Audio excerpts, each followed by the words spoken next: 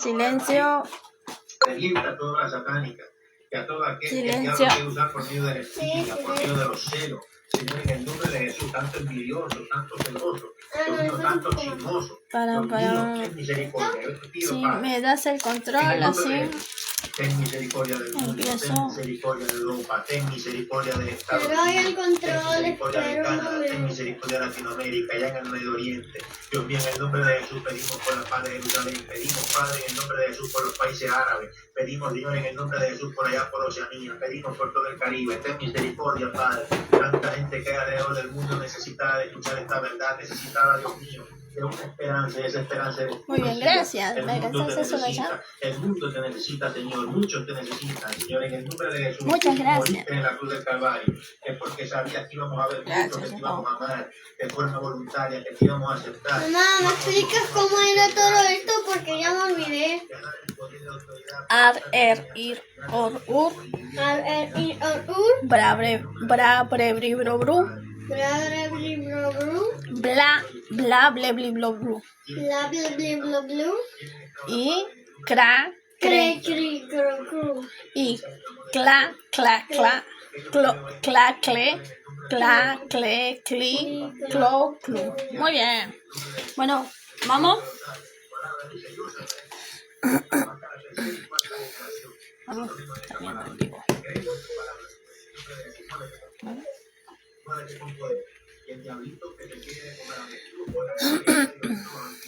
Muy buenas tardes, ¿cómo están? Dios los bendiga grandemente. Estamos saliendo en transmisión. Hemos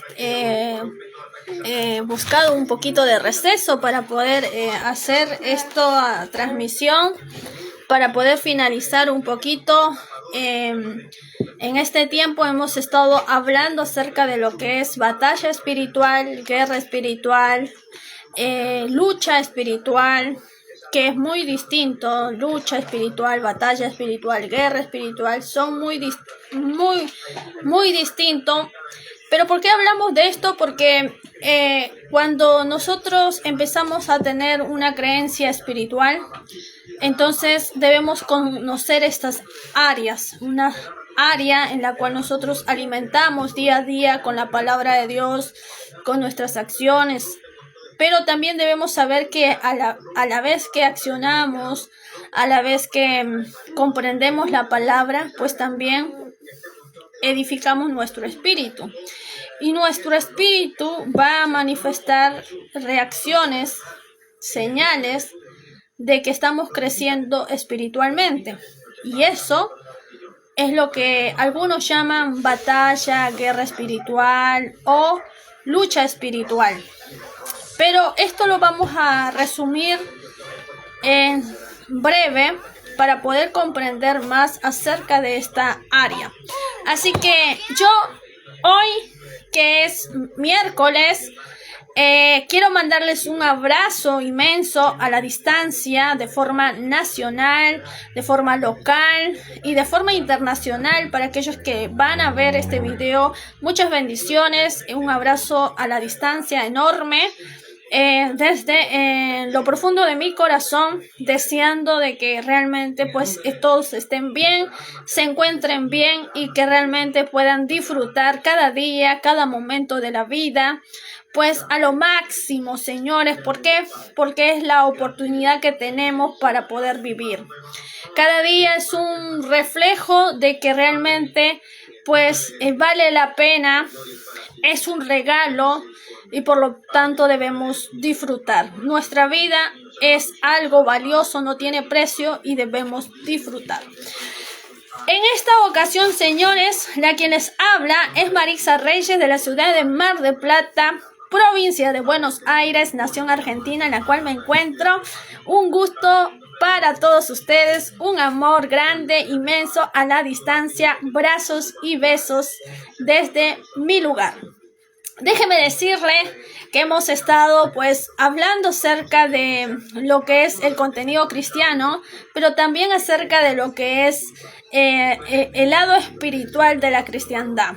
Hemos hablado de lo que es lucha espiritual, hemos hablado de lo que es batalla espiritual, que son muy distintos. Entre una lucha espiritual y una batalla espiritual es muy distinto. Guerra espiritual le dicen algunos, porque hay una parte en la cual nosotros, los cristianos, pues tenemos activo o muy marcado, que es la oración. La oración y la intercesión es algo que muchos cristianos pues practican, porque creer la palabra de Dios es accionar la palabra de Dios. Pero más allá de accionar la palabra de Dios, pues la oración es parte de la comunión con Dios. Es parte de la confianza, de la credibilidad que nosotros tenemos con el Padre. Y por esa misma sensación que tenemos, o ese mismo amor expresado, pues oramos. Oramos, ¿por qué? Oramos para pedir nuestras necesidades, oramos para poder resolver algún problema, oramos porque quizás queremos respaldar a través de la oración a otra persona, ayudarlo a otra persona.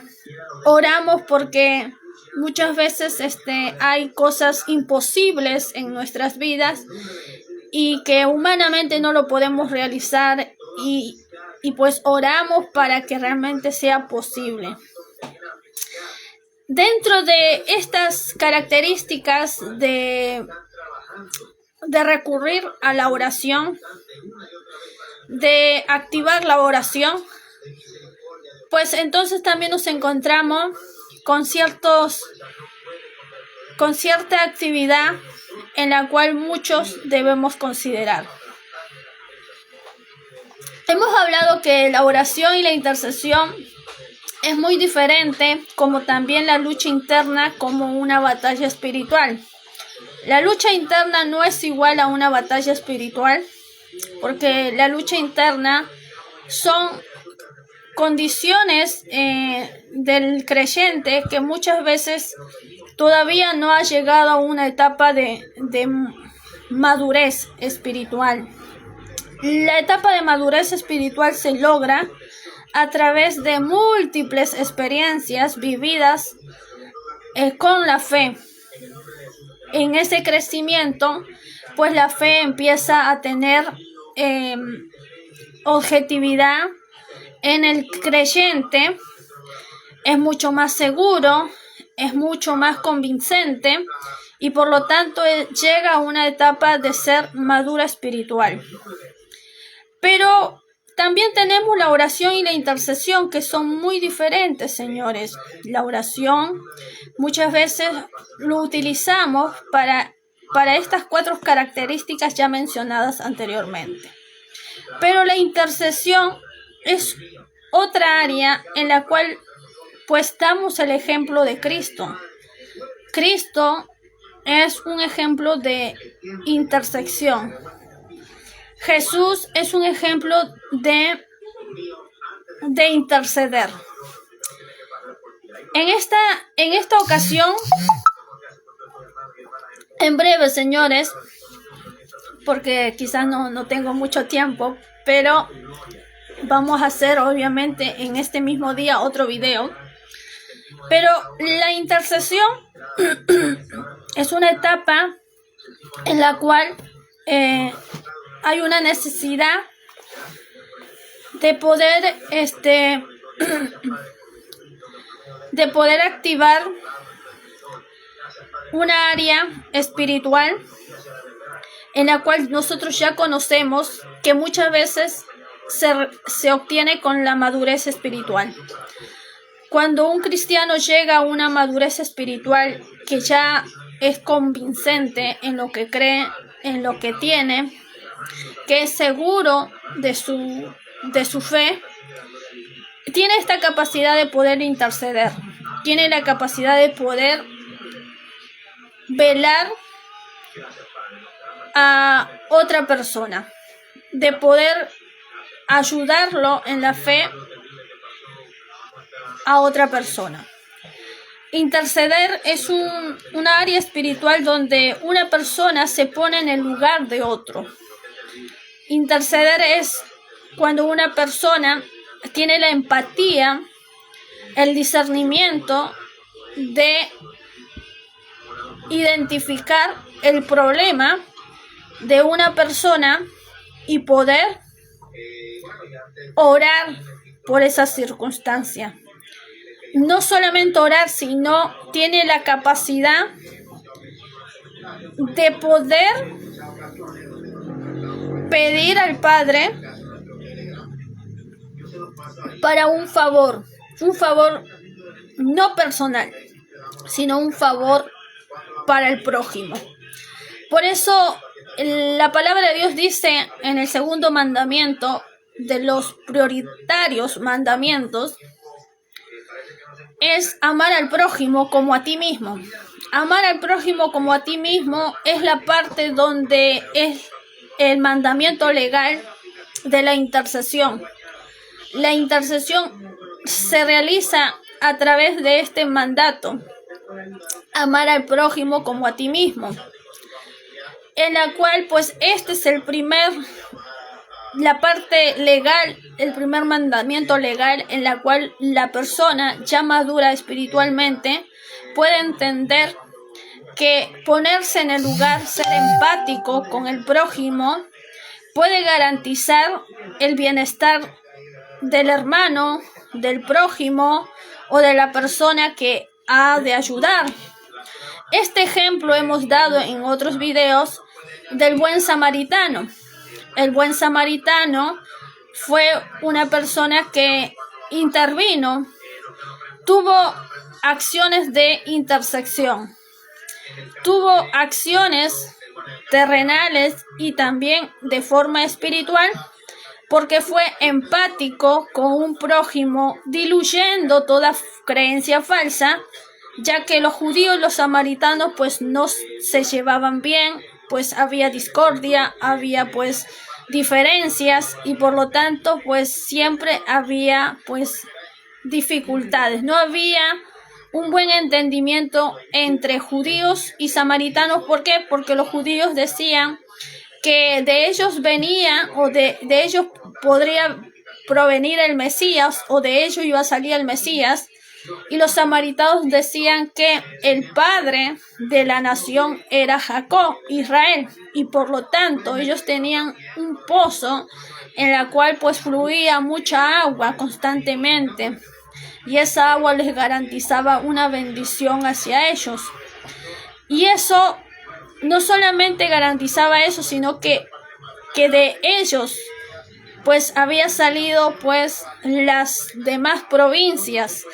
Las demás provincias provenían de Jacob, en la cual pues los samaritanos pues consideraban que realmente pues ellos eran prácticamente el pueblo de Israel. Pero estas diferencias doctrinales de la cultura judía o de la cultura de Israel o de la cultura hebrea,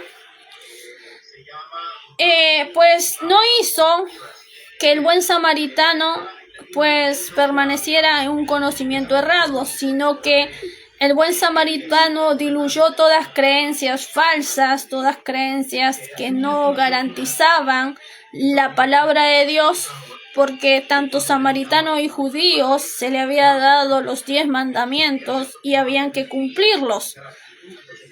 Y esto pues diluía todas estas falsedades de creencias dogmáticas hebreas.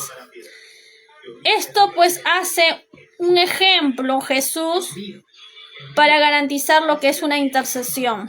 Ponerse en el lugar del otro, ponerse en la necesidad del otro, en poder no solamente ver la necesidad, sino realizar acciones para contrarrestar la necesidad del prójimo, para contrarrestar la vida espiritual del prójimo y de esa manera pues ayudar, levantar al prójimo para un bien,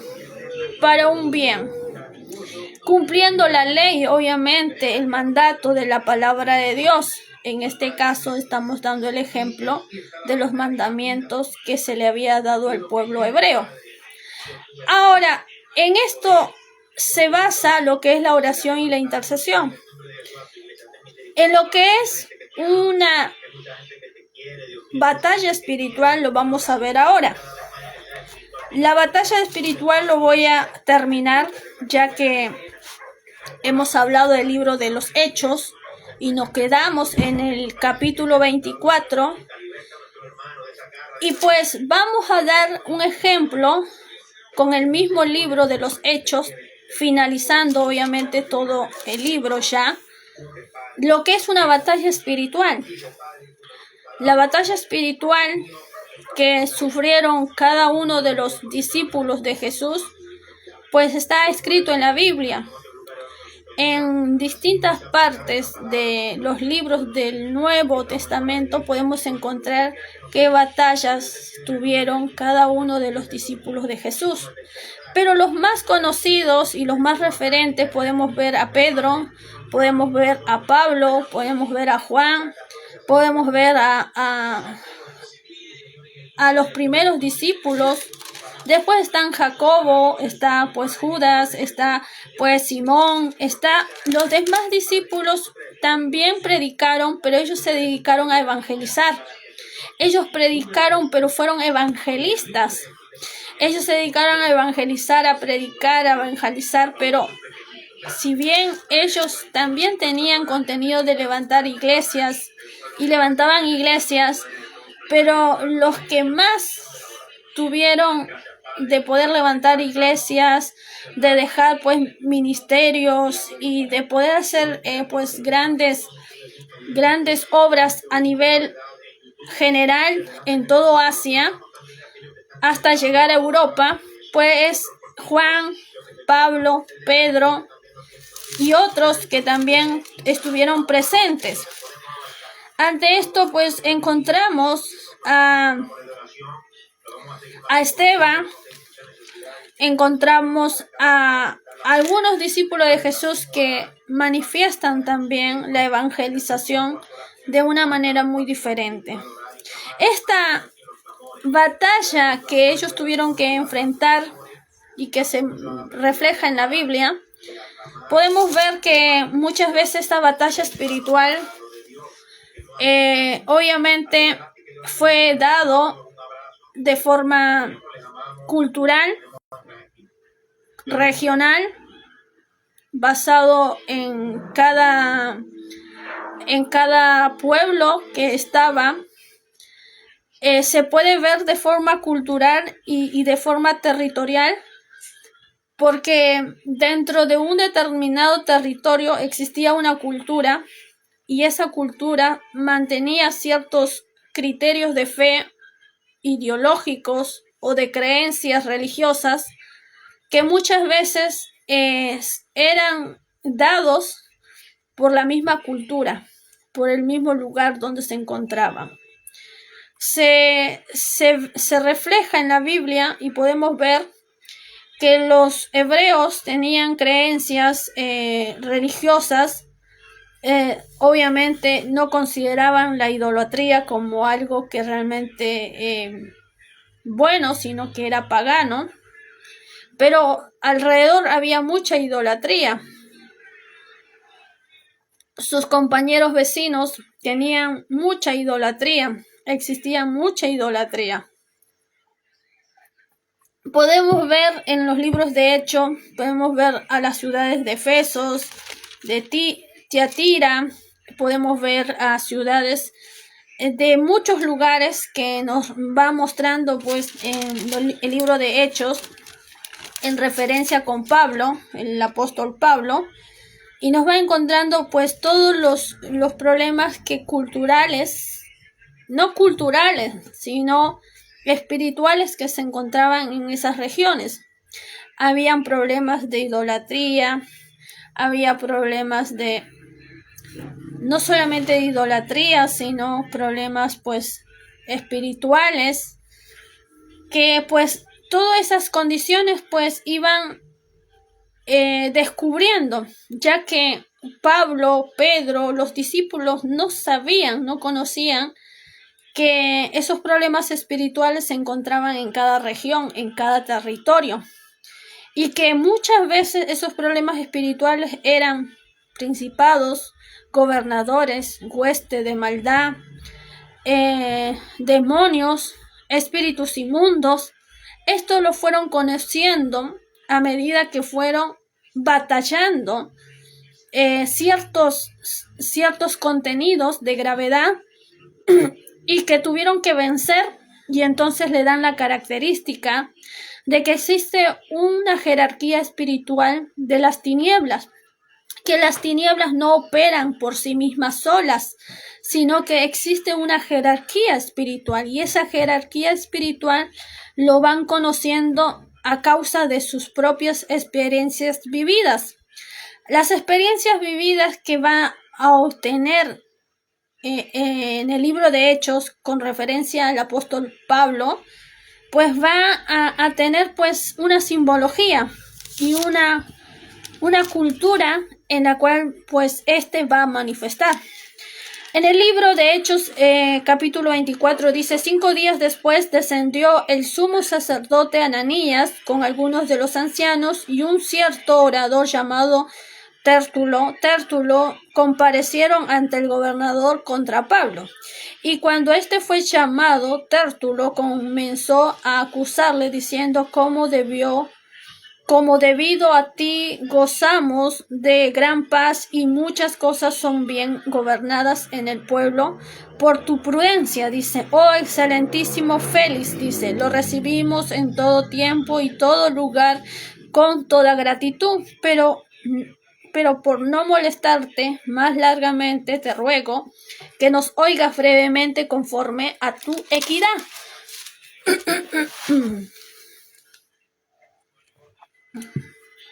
Porque hemos hallado que este hombre es una plaga y promotor de sediciones entre todos los judíos por todo el mundo y cabecilla de la secta de los nazarenos. Intentó también profanar el templo y prendiéndole quisimos juzgarle conforme a nuestra ley. Pero intervino el tribuno Lisias, con gran violencia le quitó a nuestras manos, dice, mandando a sus acusadores que viniesen a ti tú mismo, pues al juzgarlos podrás informarte de todas estas cosas que le acusamos. Los judíos también confirman diciendo ser así todo. Habiéndole hecho señal el gobernador a Pablo para que hablase, respondió: porque sé que desde hace muchos años eres juez de esta nación. Con buen ánimo haré mi defensa. Como tú puedes cerciorarte, no hace más de 12 días que subí a adorar a Jerusalén, y no me hallaron disputando con ninguno. Y no me hallaron disputando con ninguno, ni amotinando a la multitud, ni en el templo, ni en las sinagogas, ni en la ciudad. Si te puede probar las cosas de que ahora me acusan, pero esto te confieso que según el camino que ellos llaman herejía, así sirvo al Dios de mis padres, creyendo todas las cosas que en la ley, en los profetas están escritas, teniendo esperanza en Dios, la cual ellos también abrigan, de que ha de haber resurrección de los muertos, así de justo como de injusto. Y por esto procuro tener siempre una conciencia sin ofensa ante Dios y todos los hombres, pero pasados algunos años vine a hacer limosna a mi nación y presentar ofrendas. Están en ellos cuando unos judíos de Asia me hallaron purificando en el templo, no con multitud ni con alboroto. Ellos deberían comparecerse ante ti y acusarme si contra mí tienen algo. O digan estos mismos si hallaron en mí alguna cosa mal hecha cuando comparecieren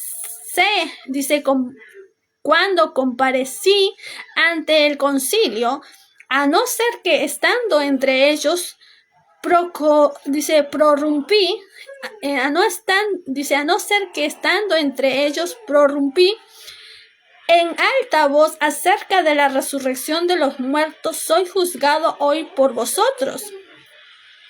¿Qué está hablando acá? Pablo se está defendiendo obviamente ante el gobernador de ciertas acusaciones que le están propiciando, y está manifestando diciendo que hace 12 días él acaba de llegar y ya le propiciaron malicias, le propiciaron acusaciones, en la cual viene a poder hacer limosna como es costumbre del pueblo, hacer limosna y de poder predicar el evangelio, o sea, la palabra, la enseñanza de la verdad, como es de costumbre de su pueblo, de sus creencias y de sus tradiciones. No hay mal alguno de profesar la palabra de enseñanza y de las tradiciones que es costumbre. Por lo tanto, dice, sin embargo, dice, aquellos hombres que me acusan no están en este lugar, no están dentro de este tribunal. Por lo tanto, me ponen personas que realmente que se llama Tértulo, que obviamente le acusa sin que le haya hecho pues algún mal. Y es por eso que de esta manera pues este hombre, este discípulo Pablo, pues se va a defender, se está defendiendo obviamente ante el gobernador. ¿Por qué realmente o cuál es el delito que lo están acusando de esta manera? Entonces Félix, oídas estas cosas, estando bien informado de este camino, les aplazó, diciendo: cuando descendiere el tribuno Licias, acabaré de conocer de vuestro asunto. Y mandó al centurión que se cuestionase a Pablo porque se le concediese alguna libertad y que no impidiese a ninguno de los suyos servirle o venir a él.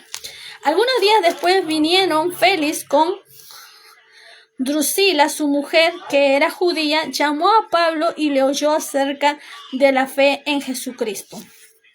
En ese mismo instante, pues Pablo queda en libertad, no fue arrestado, ni azotado, ni nada, sino se le queda en libertad, procurando pues que en días posteriores pues realmente puedan saber un poco más del asunto y pues realmente resolver esta acusación. Dice: algunos días después, viniendo Félix con Drusila, su mujer, que era judía, llamó a Pablo y le oyó acerca de la fe en Jesucristo.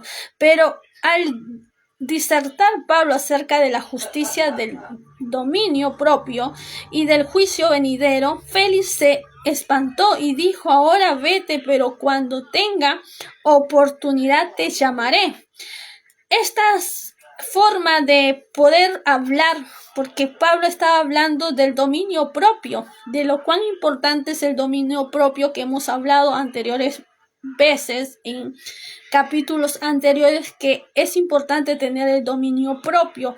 Y Pablo pues comenzó a entender que tener dominio propio era parte de la espiritualidad que él debería tener, que es algo necesario como cristiano, como creyente. Tener dominio propio es fundamental para poder ejercer autoridad sobre cualquier espiritualidad inmunda o sobre cualquier obra de las tinieblas. Pues estaba hablando Pablo acerca del dominio propio y del juicio venidero, que es la salvación, y obviamente espantó a Félix y a los que estaban alrededor.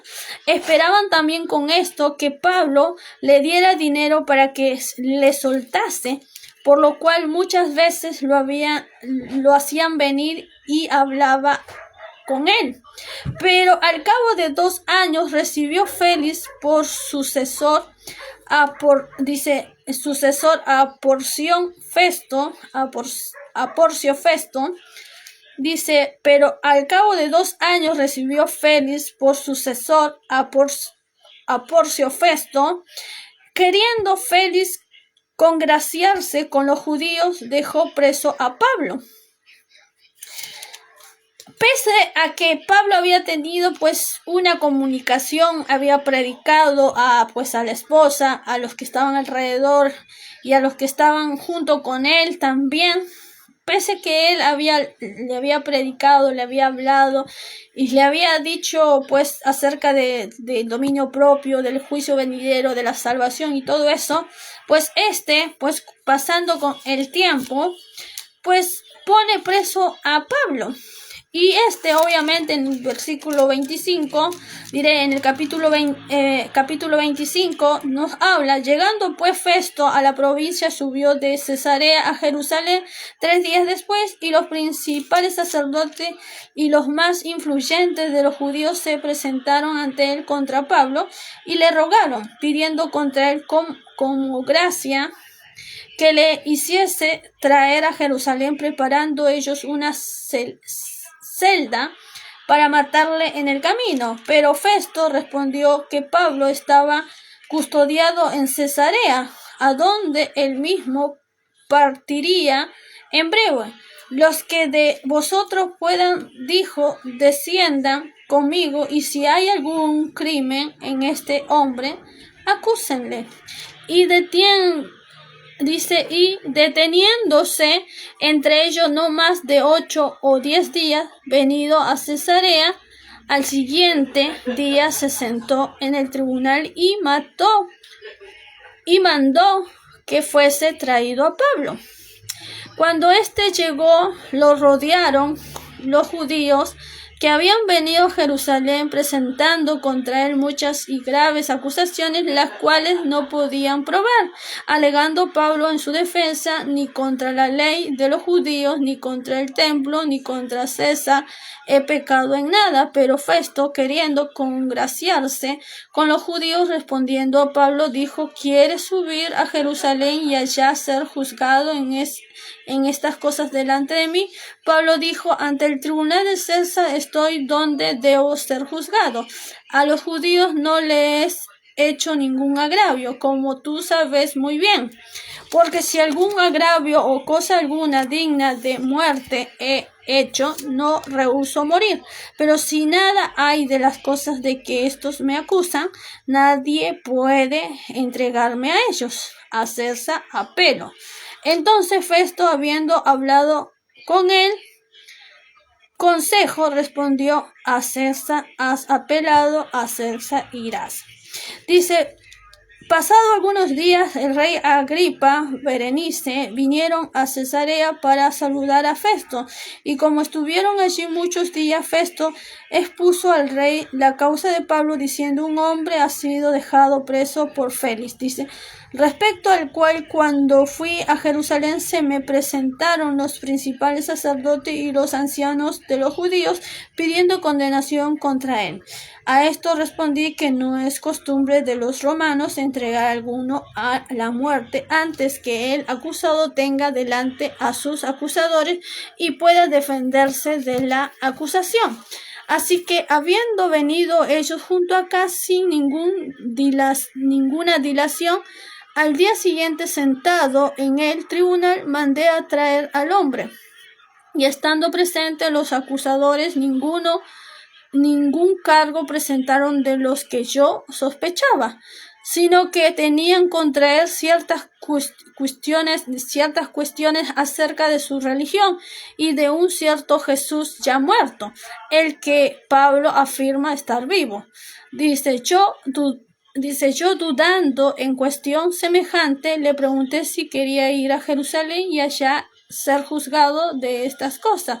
Mas con Pablo apeló que se le reservase para el conocimiento de Augusto, mande que le custodiasen hasta que le enviara yo a César. Entonces Agripa dijo a Festo: yo también quisiera oír a ese hombre. Y él le dijo: mañana le oirás. Al otro día, viniendo Agripa y Berenice con mucha pompa y entrando en la audiencia con los tribunos y principales hombres de la ciudad, por mandato de Festo fue traído Pablo. Entonces Festo dijo: Rey Agripa y todos los varones que estáis aquí juntos con nosotros, aquí tenéis a este hombre respecto del cual toda la multitud de los judíos me ha demandado en Jerusalén, y aquí dando voces que no debe vivir más. Pero yo, hallando que ninguna cosa digna de muerte ha hecho, y como él mismo apeló a gusto, he determinado enviarle a él. Como no tengo cosa cierta que escribir a mi Señor, le he traído ante vosotros y mayormente ante ti, oh Rey Agripa, para que después de examinarle tenga yo que escribir. Porque me parece fuera de razón enviar un preso y no informar de los cargos que hayan en su contra. Esto es el Hechos 25. Estamos ya culminando, obviamente, Hechos, el libro de Hechos, en la cual vamos a ver, obviamente, los últimos capítulos del libro de Hechos, la circunstancia de Pablo y también quizás la muerte de Pablo en su fin de su ministerio, quiere decir, el fin de su ministerio. ¿Por qué realmente pues culmina este ministerio de Pablo? Déjeme decirle que ante esto pasaron 2 años, señores, 2 años que pues Pablo estaba pues preso durante este tiempo, y en la cual pues estaba resguardado, obviamente, con los guardias, en la cual pues le daban acusaciones falsas.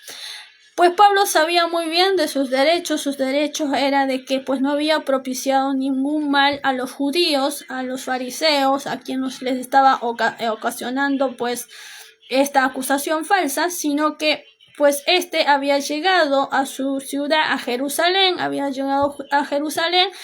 hacer obviamente las tradiciones habituales como se es de costumbre, conforme a su religión. Y por lo tanto, pues las acusaciones provienen de manera injusta, falsamente, y por eso Pablo alega de que pues no hay ninguna malicia, no hay nada, ningún agravio en contra de pues los judíos, y por lo tanto, pues si algún agravio hay, pues sería pues a las leyes romanas y no a las cuestiones judías. ¿Por qué? Porque en las cuestiones judías pues no hay agravio ante las acusaciones de los judíos. Por lo tanto, dice Pablo cuál es la acusación de parte de los romanos, en la cual pues puedan considerar, porque habían 2 tribunos, quiere decir 2 tribunos en el pueblo de Israel, ya que el reinado lo tenía pues Agripa, que era pues rey de los judíos, reinaba a los judíos como rey, pero estaba gobernado por los romanos, porque los romanos pues tenían todo Israel a su cargo. Quiere decir que los romanos lo tenían como colonia a Israel.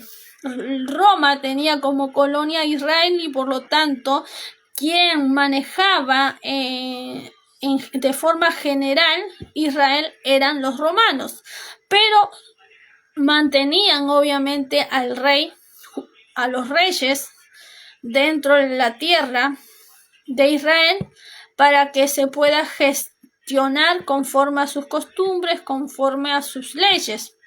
En esta pues aparecen los fariseos, aparecen los de la ley, de forma, se podría decir de forma religiosa, de forma eclesiástico, aparecen los fariseos, en la cual pues ellos dominan estas cuestiones legales acerca de sus tradiciones, que son los que amparan las cuestiones legales de las tradiciones hebreas.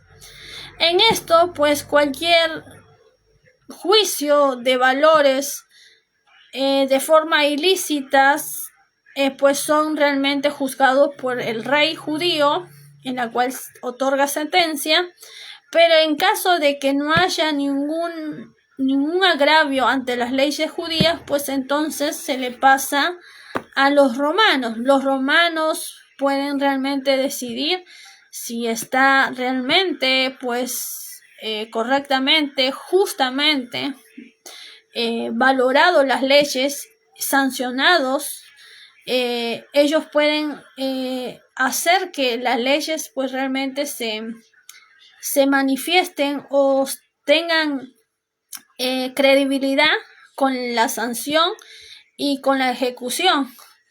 Quiere decir que las leyes romanas se ejecutaban de forma normal y de esa manera pues activaban sus leyes en el cumplimiento. Pero cuando invalidaban una ley romana, pues realmente pues daban el descrédito o desacreditaban las leyes. Realmente pues ellos pues buscaban otras leyes para poder pues implantar y así pues modificar sus códigos legales. Esto fue la evolución de las leyes. Las leyes fueron evolucionando cada vez que iban pues cambiando las leyes o iban pues adicionando a la ley dada ciertas condiciones o ciertos planteamientos de mejora para poder así pues sancionar o poner en actividad una ley, ejecutar esa ley. De esta manera pues Pablo consideraba que no había ninguna cosa que haya violentado al pueblo judío o a las tradiciones judías y menos al rey Agripa. Eso es lo que argumentaba Pablo, que no hay ninguna acusación grave que pues puedan ellos verificar o atestiguar que realmente pues él estaba pues violentando pues al pueblo hebreo con la sedición. Quiere decir con el levantamiento del pueblo, que es lo que le estaban acusando, que él estaba haciendo partícipe de levantar el pueblo en una sedición. De esta manera, quiere decir en una sedición. La sedición es levantar a un grupo de gente de masa para ir en contra del rey Agripa. Y esto es lo que se estaba acusando a Pablo, pero esto no había, sino que estaba pues Pablo diciendo, es normal y de costumbre enseñar la palabra, o sea, de Dios, la cultura hebrea al pueblo y las tradiciones conforme a sus creencias al pueblo. Y esto es una práctica normal. Por lo tanto, yo estaba enseñando y estaba pues enseñando en las sinagogas y en el lugar adecuado al pueblo las tradiciones que son costumbres.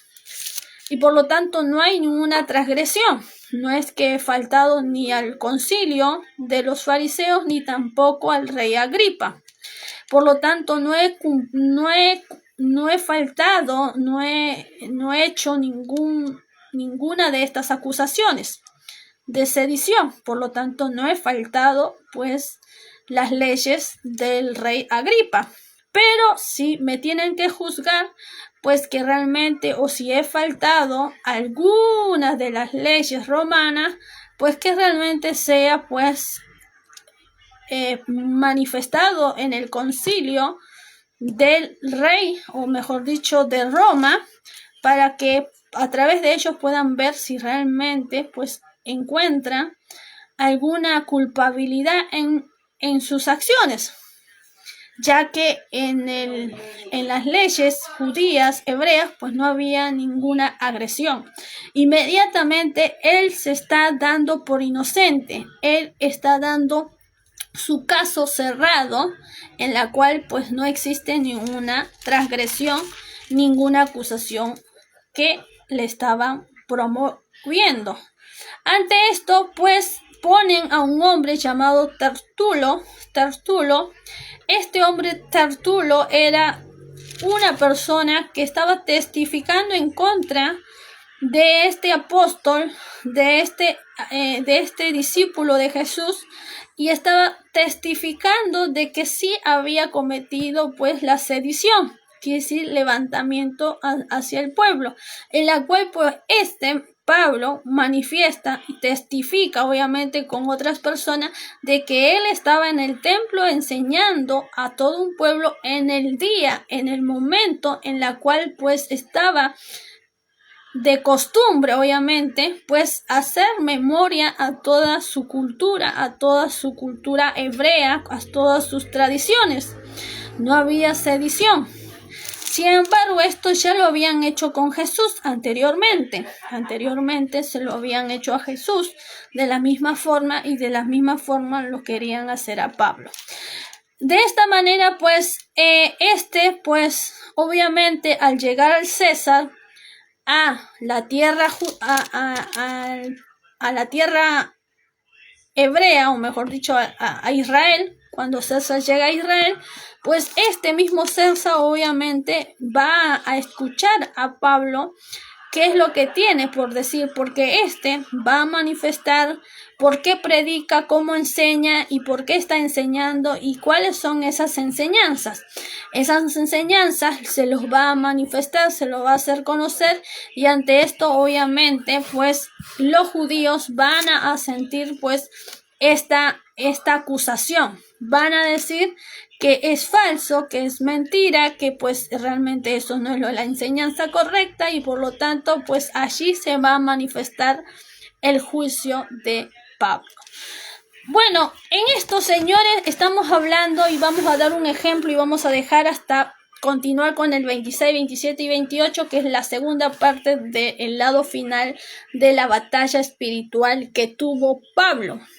El apóstol Pablo, en la cual escribe las 13 cartas, mejor dicho, los 13 libros del Nuevo Testamento, este apóstol Pablo, que escribe 13 libros del Nuevo Testamento, discípulo de Jesús, en la cual Jesús lo llama, obviamente sin conocerlo, lo llama en una condición de persecución, porque él antes era perseguidor de los creyentes, pero se convierte y obviamente vive para servir a Jesús, pues se encuentra en este dilema casi similar a lo que le pasó a Jesús. Se encuentra en este dilema de acusación contra la fe, contra prácticas de mala enseñanza, contra prácticas de enseñanzas erradas, obviamente porque los judíos no aceptaban obviamente la enseñanza de Pablo, y por lo tanto pues lo culpaban de sedición, quiere decir de alteración al pueblo, de levantar al pueblo y ir en contra del rey Agripa, que en ese momento, en ese tiempo pues estaba reinando. De esta manera pues Pablo pues obviamente se va a defender completamente y va obviamente a apelar ante todo esto. Pero esto lo vamos a ver en el siguiente video, porque estamos hablando acerca de la batalla espiritual. Y lo vemos en el siguiente video. Un beso grande y conmigo hasta la próxima.